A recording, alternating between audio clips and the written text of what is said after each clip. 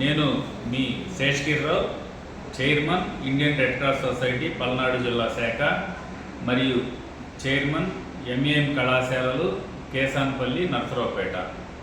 మొదటిగా మిత్రులకి, శ్రేయోభిలాషులకి, తల్లిదండ్రులకి అందరికీ కూడా 80వ స్వతంత్ర దినోత్సవ శుభాకాంక్షలు తెలియజేస్తూ ఉన్నాము. ప్రతి ఒక్కళ్ళు కూడా నవ సమాజ నిర్మాణంలో మీరందరూ కూడా పాత్రులు అవ్వాలి.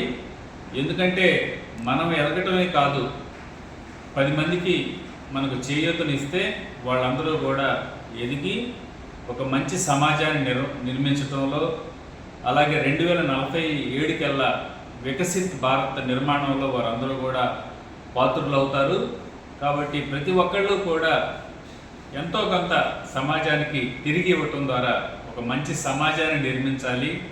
అలాగే 100 ఏళ్ల భారత్ మన కళ కాబట్టి 2047 కల్లా ఒక మంచి సమాజాన్ని మనందరం కూడా చెయ్యి కలిపి నిర్మిద్దామని తెలియజేస్తూ మరొకసారి మిత్రులకి, శ్రేయోభిలాషులకి, తల్లిదండ్రులకి అందరికీ కూడా 80వ స్వతంత్ర దినోత్సవ శుభాకాంక్షలు తెలియజేస్తూ సెలవు.